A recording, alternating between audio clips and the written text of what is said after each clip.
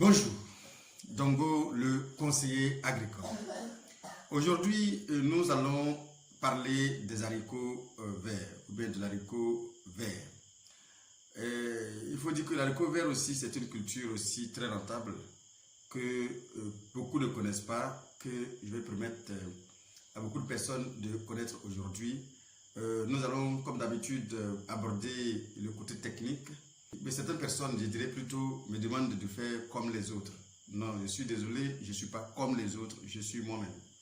Donc du coup, j'essaie d'apporter certaines choses du côté technique, l'itinéraire technique, essayer d'expliquer tant soit peu l'itinéraire technique de chaque culture. Les images, je pense que beaucoup de personnes déjà présentent beaucoup d'images. Et moi, mon objectif n'est pas de présenter des images déjà effectuées, mais c'est de connaître moins l'itinéraire technique d'abord, avant de parler maintenant des images. Les images, je vous l'ai dit, beaucoup d'images viendront, mais je passe d'abord par le côté technique, déjà l'itinéraire technique, c'est ce que j'essaie d'expliquer dans les premiers temps, avant maintenant de vous présenter les images. Bon, faire comme les autres, puis les autres montrent quelque chose d'abord déjà, mais bon, pourquoi veux-tu que je montre encore la même chose? Bon, je ne vois pas son importance personnellement. C'est pourquoi j'ai choisi, moi, mon chemin, et je pense que ça aide beaucoup de personnes aussi également. Alors donc, je vais continuer sur cette voie pour essayer d'aider ceux que ça peut vraiment aider. Alors, aujourd'hui, nous allons parler des haricots verts, tout simplement. D'abord, on va commencer par parler des exigences des haricots verts. On va aussi parler des sols sur lesquels on peut cultiver l'haricot vert également. On va parler aussi des semis utilisés. On va aussi parler de la fertilisation, tout simplement. Et aussi, on va parler de l'irrigation, l'irrigation par gravité, l'irrigation au goutte à goutte, l'irrigation par aspersion et tout simplement. Voici les thèmes qu'on va aborder tout le long de cette vidéo. Alors, pour celui qui est vraiment intéressé à la culture d'haricots, je pense qu'il doit rester scotché, il doit rester attentif parce que je vais essayer de donner des détails comme je peux pour que la personne puisse être vraiment informée sur la culture de l'haricot vert. Alors, parlons des exigences de l'haricot. En conditions tropicales, la culture des haricots verts est plus particulièrement pratiquée pendant les saisons sèches, en zone sahélienne bien sûr. Par exemple, le Sénégal et le Burkina Faso. Il faut dire qu'au Kenya particulièrement, le climat et les zones de production qui se situent à de diverses altitudes permettent de produire l'haricot sur toute l'année. Alors il faut dire que si le haricot se comporte bien sur de nombreux types de sols, il préfère toutefois les terres plutôt fortes, mais sans excès, car le haricot est vraiment sensible à l'asphyxie des racines, bien à l'asphyxie racinaire. Il se caractérise par un cycle végétatif très court, ça il faut le dire, notamment dans les zones sahéliennes. Début de récolte de 45 à 60 jours environ, après semis bien sûr. En zone d'altitude comme le Kenya par exemple, ce cycle est beaucoup plus long, environ 60 jours minimum. Et il convient pour cela de favoriser le développement des plantes, en étant très rigoureux et surtout en tenant compte de la fertilisation et de l'irrigation. Malgré ce type de végétation, ce cycle végétatif de durée très court, le haricot est sujet, malheureusement, comme toutes les cultures, mais si spécialement, l'haricot est sujet de nombreuses attaques de maladies et de ravageurs également. Ces ravageurs qui peuvent être vraiment préjudiciables à la qualité des produits, mais aussi aux résultats économiques de l'haricot. Ok, nous allons aborder maintenant le sol. Afin de minimiser les attaques fongiques dès la germination et la levée des plants, et pour favoriser la productivité des parcelles, il est nécessaire de pratiquer les rotations culturelles, ce qu'on appelle les rotations culturelles.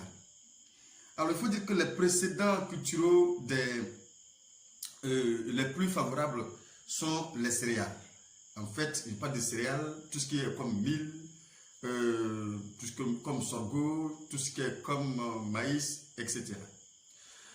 Les cultures de légumes à feuilles et de cucurbitacées sont vraiment à éviter. C'est-à-dire, par exemple, la courgette, le concombre, etc. Les sols de structures diverses, c'est-à-dire, je vais dire, limoneux, argileux, argileux, sableux, peuvent être favorables, peuvent être retenus pour la culture de l'haricot vert. Voilà.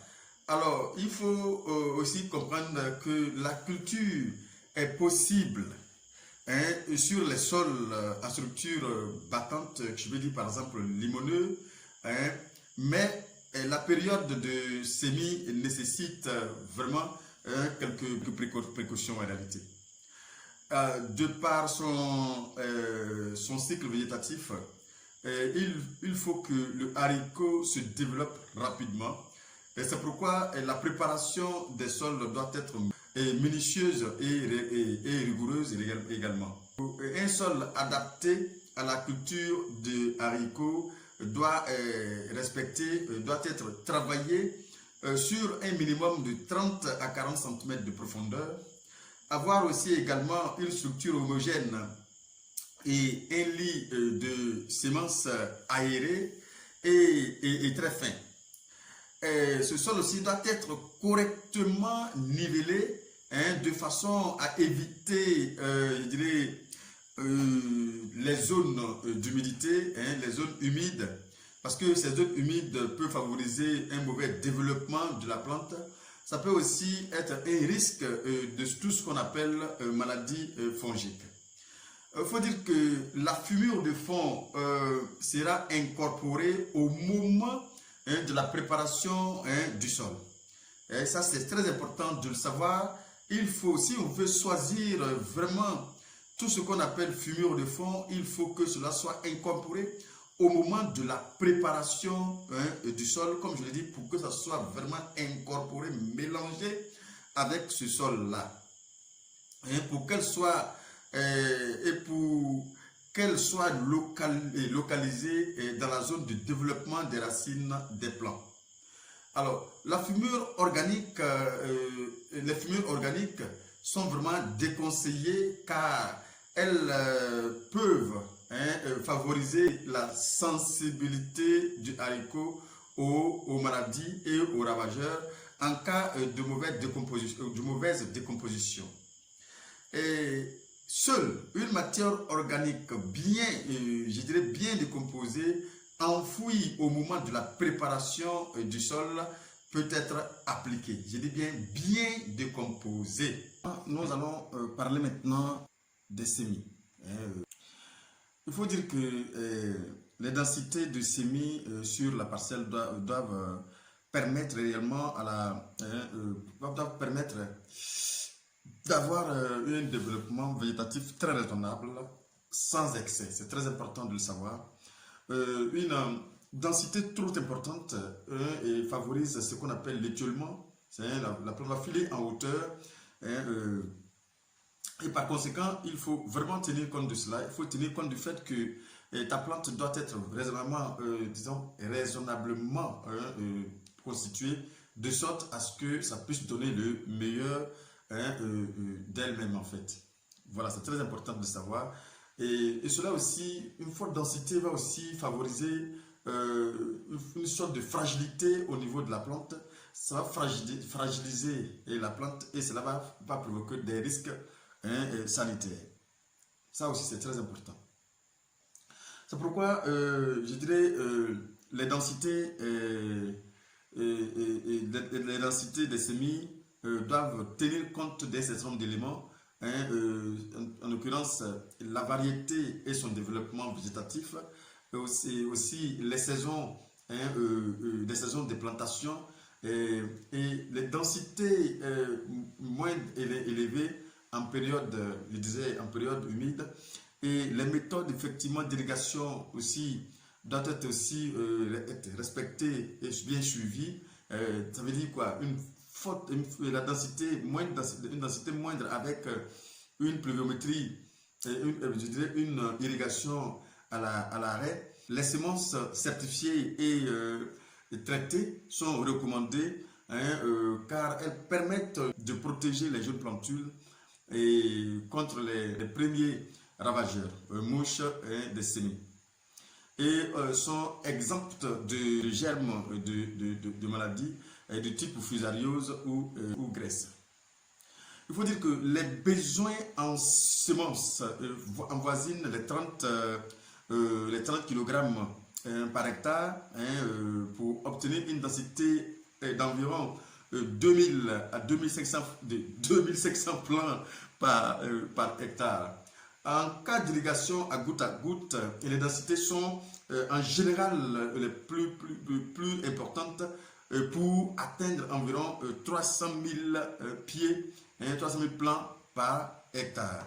Le dispositif d'intervalle entre les lignes, hein, de plantation est, disons, est en moyenne 30 à 40 cm et de 5 à 7 cm sur les lignes.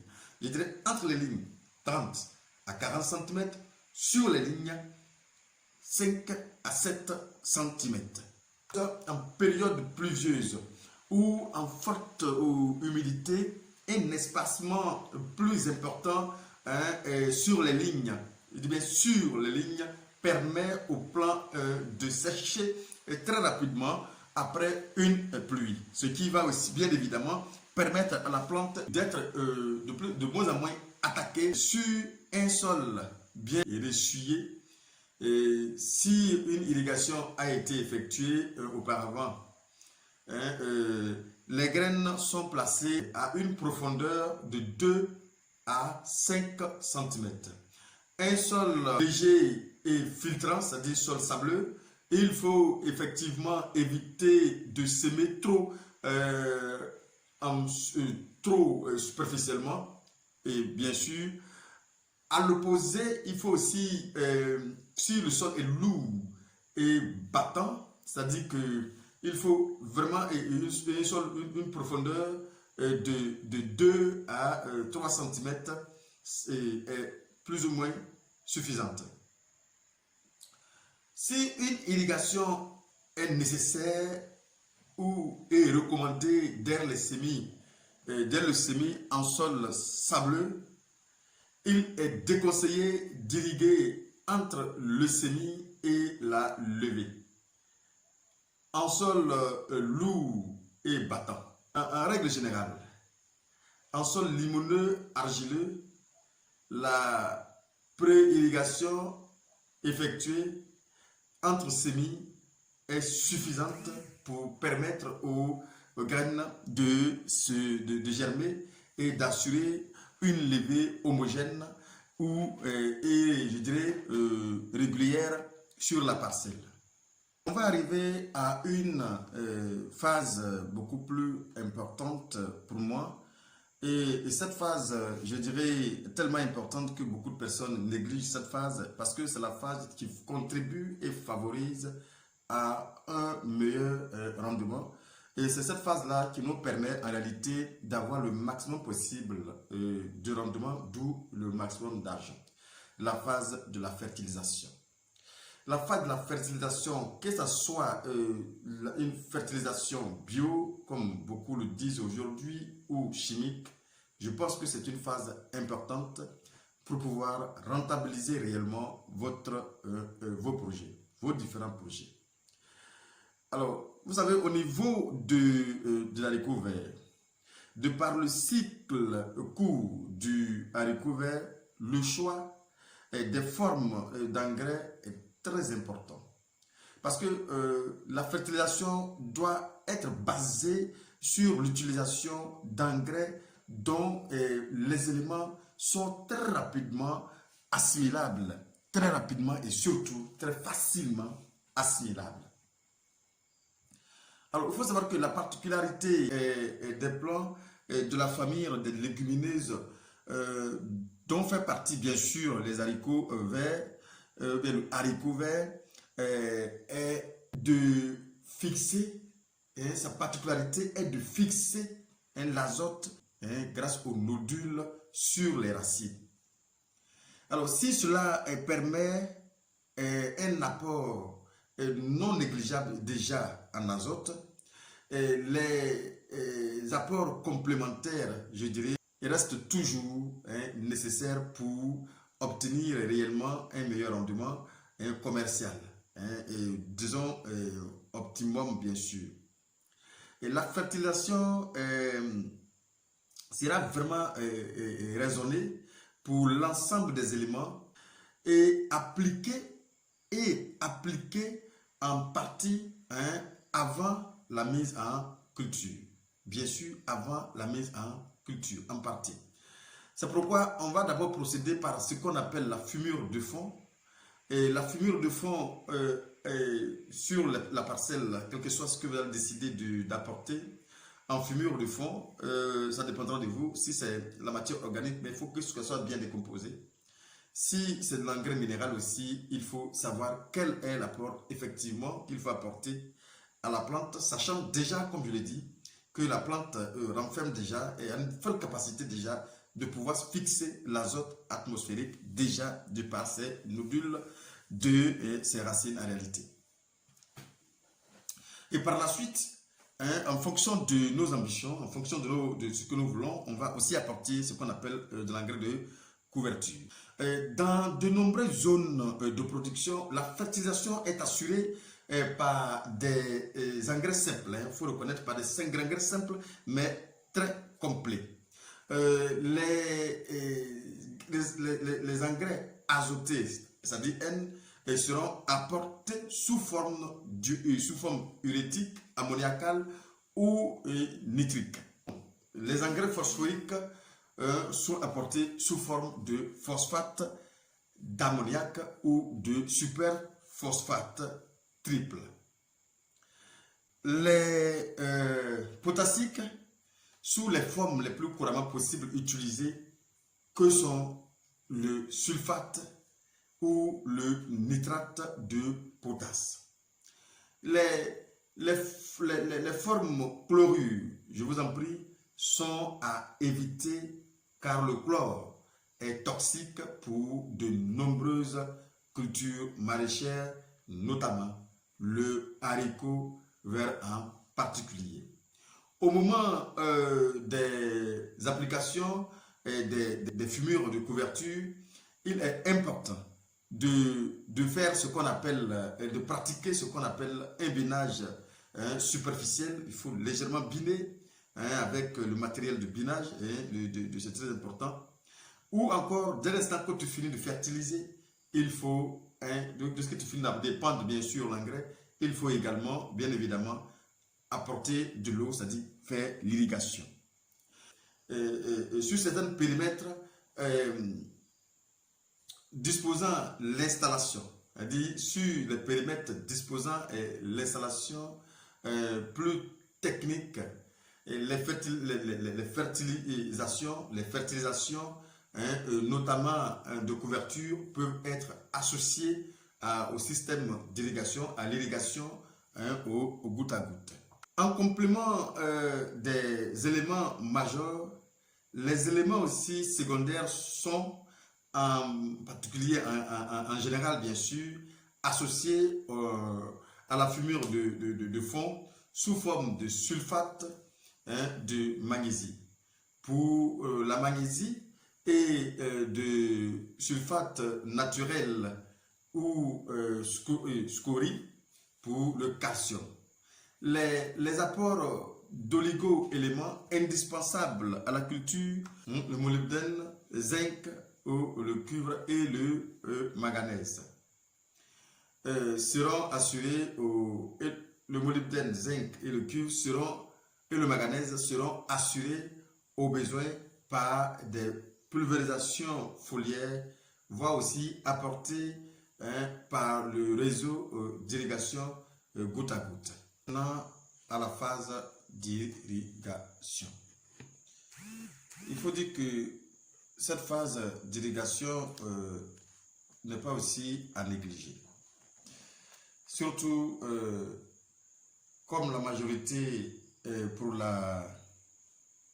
les cultures de contre-saison en pays tropical et notamment en zone sahélienne, l'irrigation des parcelles de haricots verts est indispensable pour permettre une production qualitative et aussi quantitative. Alors, il faut savoir, sur certaines zones d'altitude, notamment au Kenya, les pluies peuvent couvrir en partie les besoins en eau. Ça veut dire tout simplement, dans ces zones, il est fort probable qu'il n'ait pas besoin de l'eau d'irrigation, d'irrigation manuelle ou mécanique quelque part, mais les eaux de pluie peuvent couvrir l'ensemble des besoins de la plante en eau. Alors, traditionnellement, les parcelles sont irriguées par gravité.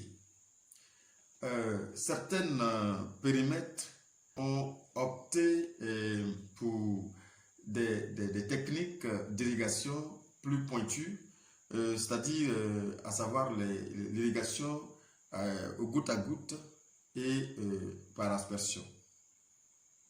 Parlons un peu de l'irrigation par gravité. Il est important pour ce type d'irrigation d'avoir un sol correctement nivelé pour permettre une circulation de l'eau sans encombrer le long des lignes de plantation.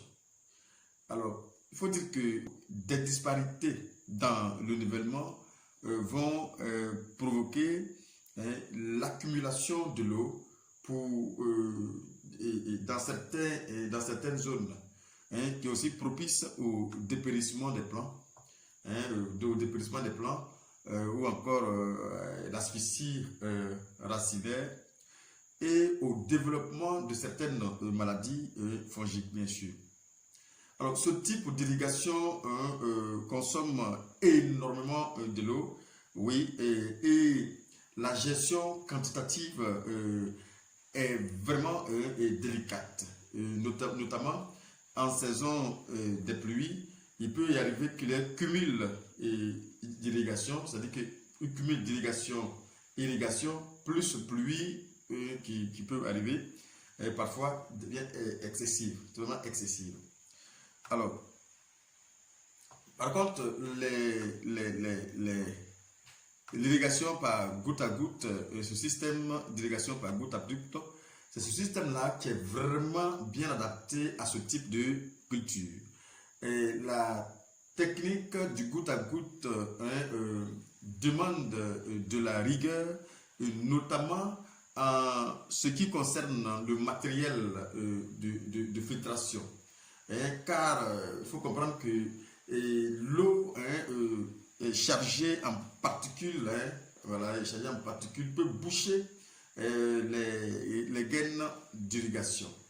Alors, ce principe d'irrigation consomme nettement moins de l'eau que le système par gravité. Et la gestion quantitative est plus souple et vraiment rationnelle. De plus, il faut savoir que cette technique permet d'apporter, si nécessaire, aussi également la fumure de couverture en fractionnant réellement les apports tout au long de la période de culture. Et là, il convient clairement d'être très rigoureux dans le choix et dans la qualité des engrais qui seront utilisés dans le schéma de ferti-irrigation. Les risques d'obturation des goutteurs pouvant être vraiment préjudiciable à la bonne irrigation de l'ensemble des lignes et des parcelles. Alors maintenant, on peut parler également de l'irrigation par aspersion. Alors cette technique d'irrigation permet également de mieux gérer les volumes et les apports en tout, et les apports en eau tout au long du cycle végétatif. Alors, afin d'éviter les risques de brûlure des feuilles, mais également pour limiter les risques de maladies fongiques, notamment par temps lourd, il est préférablement nécessaire, afin d'éviter les risques de brûlure des feuilles, mais également pour limiter les risques de maladies fongiques, notamment par temps lourd, il est vraiment nécessaire d'arroser le matin, dans le cas d'aspersion, ou le soir de préférence. Il faut dire aussi que les arroseurs à gros jets ou grosses gouttes sont à proscrire, sont vraiment à proscrire, car je dirais ils peuvent endommager le feuillage des plants, mais aussi favorisent aussi les éclaboussures de terre sur gousse, et ainsi limite le rendement commercial de la parcelle. Cette technique d'arrosage a davantage de limiter les populations de certains ravageurs, et notamment les acariens et les thrips. Alors, il faut dire que le haricot vert redoute le stress hydrique, surtout au stade de levée.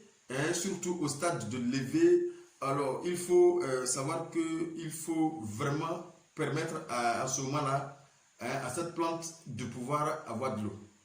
Et il redoute vraiment le stress hydrique, et surtout dans la phase de floraison, grossissement des gousses. Malgré tout, il faut se garder d'une irrigation excessive au stade de post-levée pour éviter les attaques fongiques au niveau du collet des plants. Et il faut dire qu'un léger déficit hydrique raisonné après la levée favorise l'enracinement des plants qui exploiteront ainsi une zone profonde du sol. Les fréquents et doses d'irrigation peuvent être connus au regard des conditions climatiques, notamment en tenant compte des évaporations journalières. L'installation de tensiomètre au sein de la parcelle peut aider aux décisions de mise en eau, tant sur les doses que sur les fréquences. La connaissance et l'expérience des sols et de la culture sont à prendre en considération pour la gestion de l'irrigation. Alors, les irrigations à l'arrêt, comme les irrigations par aspersion, seront effectuées de préférence le matin, et qui permettent au feuillage de sécher au cours de la journée. Les irrigations par aspersion ne peuvent pas être pratiquées immédiatement après un traitement foliaire, fongique ou insecticides. De même, on évite une irrigation juste avant récolte. Les conditions de récolte seront plus favorables, plus confortables, pas de zone d'humidité et la qualité des fruits et des produits meilleure. Pas de risque de boue ou terre humide sur les gousses.